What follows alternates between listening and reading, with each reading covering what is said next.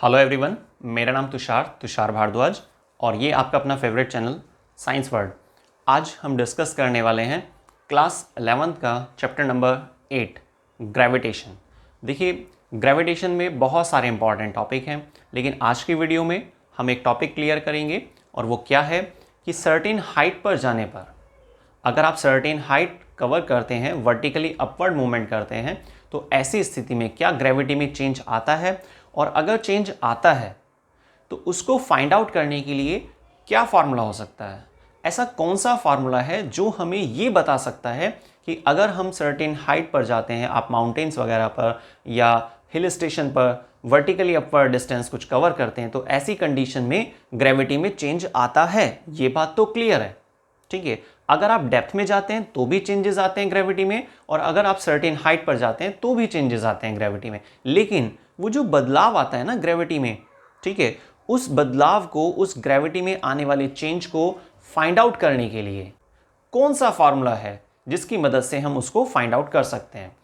इन सब चीज़ों में एक सिंपल सा डायग्राम है जो आपकी और हमारी मदद करने वाला है, पर लेकिन कैसे, समझाने में और समझने में, ठीक है।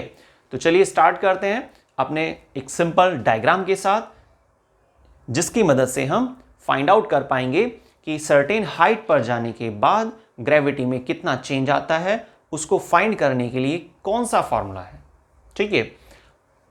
चलिए देखते हैं एक बार। देखिए, सबसे पहले आप एक यहां पर, ये हमारी अर्थ,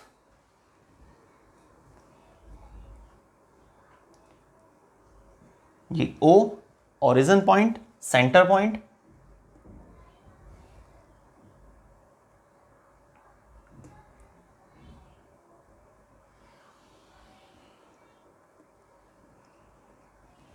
ठीक है। सर्टेन हाइट पर देखिए, तो ग्राउंड सरफेस है। जैसे कि हम जानते हैं कि अर्थ को 3 सेक्शन में बांटा जाता है, कोर, मेंटल, क्रस्ट। क्रस्ट में डिफरेंट टाइप की सॉइल का जिक्र आता है, और क्रस्ट की सरफेस पर हम सभी सरवाइव करते हैं, रहते हैं, ठीक है। अब बात आती है कि सेंटर से क्रस्ट वाली लोकेशन तक कितनी डिस्टेंस है। हम उसको एक सिंबल डाल देते हैं, आर, कैपिटल आर, ठीक है।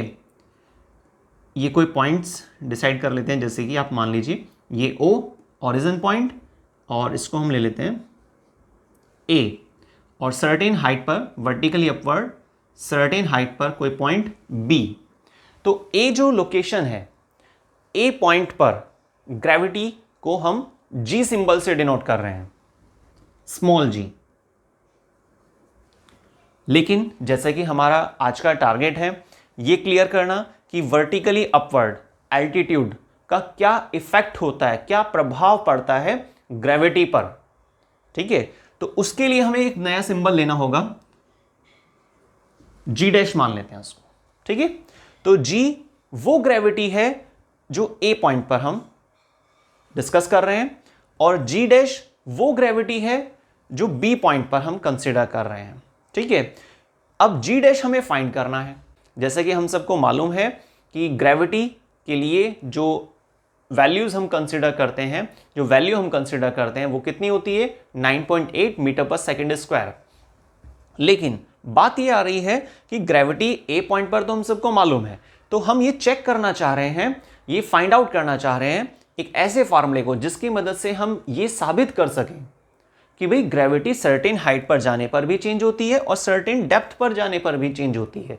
लेकिन आज की वीडियो में हम एल्टीट्यूड का जिक्र कर रहे हैं, तो सर्टेन हाइट पर जाने के बाद ग्रेविटी में कितना चेंज आता है, उस चेंज को, उस वैल्यू को फाइंड नहीं करेंगे हम, लेकिन उस वैल्यू को कैसे फाइंड कर सकते हैं, उस फॉर्मूले को निकालना चाह रहे हैं। तो इसलिए G A पॉइंट पर ग्रेविटी है और G डैश B पॉइंट पर ग्रेविटी है जो हमें फाइंड आउट करनी है, क्लियर। लेकिन A से लेकर B तक की जो डिस्टेंस है, जो हाइट है, ठीक है, उसको हम H सिंबल से डिनोट कर रहे हैं,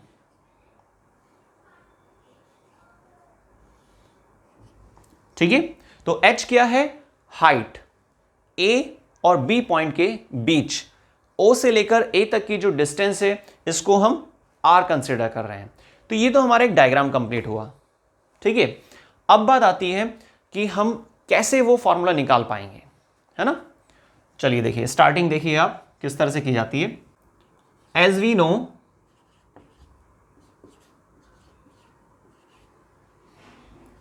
force is equal to M G, ठीक है। फोर्स के लिए जनरल फॉर्मूला हम यूज करते हैं, और ग्रेविटेशनल फोर्स के लिए F is equal to G M M, किसी फर्स्ट बॉडी का मास या किसी दूसरी बॉडी का मास,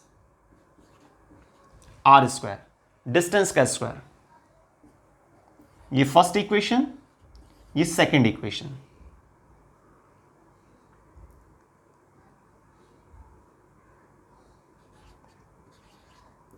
from first and second equation we get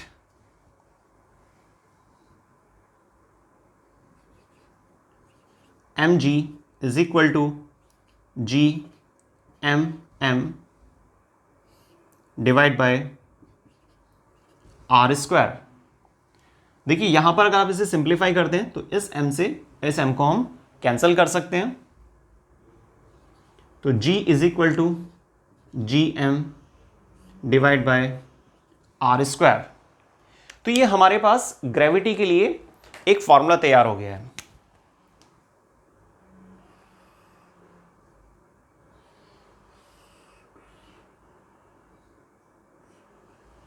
ठीक है, तो small g is equal to में जी एम अपॉन में आर स्क्वायर, इस फॉर्मूले का हमें यूज करना होगा, इसलिए पहले हमने इसे कैलकुलेट कर लिया है, यहां पर फाइंड आउट कर लिया है। ये किस तरह से निकाला गया है, स्मॉल जी क्या है यहां पर, ग्रेविटी। कैपिटल जी क्या है, ग्रेविटेशनल कांस्टेंट। कैपिटल एम क्या है यहां पर, मास ऑफ फर्स्ट बॉडी। कोई हैवी बॉडी है और कोई लाइटर बॉडी है, उनके बीच हम कंसिडर कर रहे हैं इसको, तो कैपिटल एम क्या है, mass of a heavy body या फर्स्ट ऑब्जेक्ट कह सकते हैं आप। लेकिन दोनों ऑब्जेक्ट के बीच की जो डिस्टेंस है उसको हम क्या कंसिडर कर रहे हैं, आर। ठीक है, उनके बीच की डिस्टेंस को हम क्या कंसिडर कर रहे हैं, आर, डिस्टेंस। क्लियर। तो ये तो हमने स्मॉल जी को फाइंड कर लिया कि भाई gravity on A,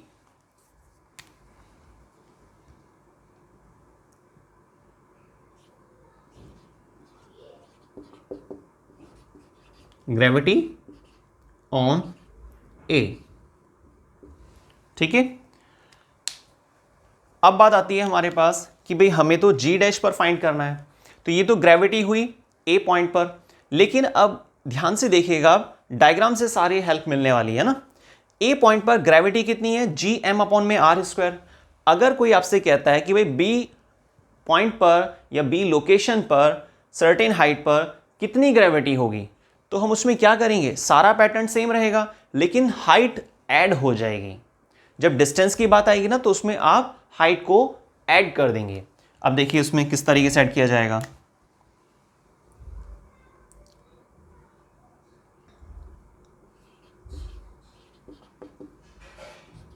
gravity on B, G dash. G dash क्यों लिखा है, क्योंकि सर्टेन हाइट पर हमने ग्रेविटी का सिंबल क्या कंसिडर किया हुआ है, जी डैश। तो जी dash is equal to G M. भाई ये चीजें तो सेम रहेंगी ना, ग्रेविटेशनल कांस्टेंट और एम मतलब मास सेम रहेगा, लेकिन आर जो है ना वो सिंपल आर नहीं रहेगा, आर प्लस एच। तो आप उसको ऐसे लिखेंगे,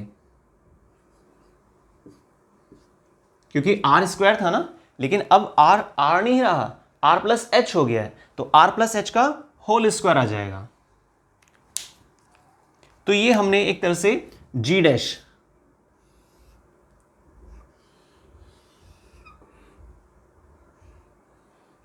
सर्टेन हाइट पर कैलकुलेट किया ना। इसको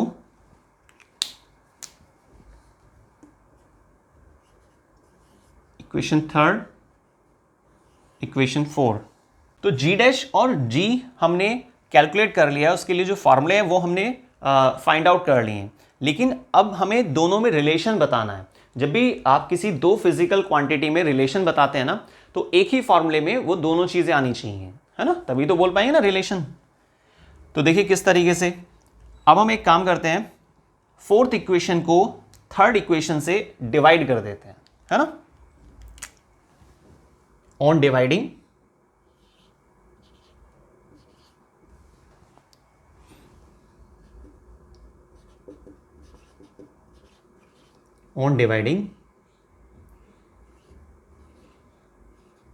इक्वेशन 4 बाय इक्वेशन थर्ड।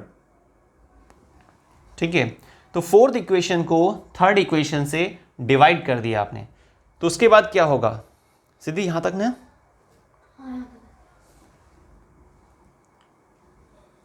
तो देखिए अब इसमें हमें g dash divide by g is equal to, तो जी डैश की वैल्यू को G M divide by R plus H का होल स्क्वायर मल्टीप्लाई। अब मल्टीप्लाई क्यों भाई? डिवाइड बाय था ना, लेकिन जब कोई चीज डिवाइड बाय होती है और हम उसको मल्टीप्लाई में लाना चाह रहे हैं तो रेसिप्रोकल कर देते हैं ना, जस्ट वर्टिकली फ्लिप कर देते हैं। तो यहां पर ये आर स्क्वायर और डिवाइड बाय जी एम। ठीक है, अब हमें इसे सिंप्लीफाई करना है।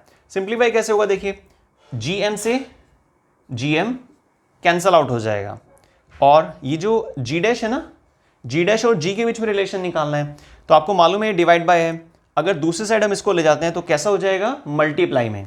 तो जी डैश इज इक्वल टू में जी, फिर आगे जो रिमेनिंग पार्ट है उसको लिख देंगे।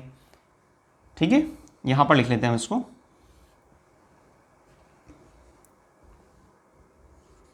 तो जी डैश इज इक्वल टू में जी, और यहां पर कितना बच रहा है? R square divide by R plus H का होल स्क्वायर। अब हम इसको बॉक्स में बंद कर देते हैं।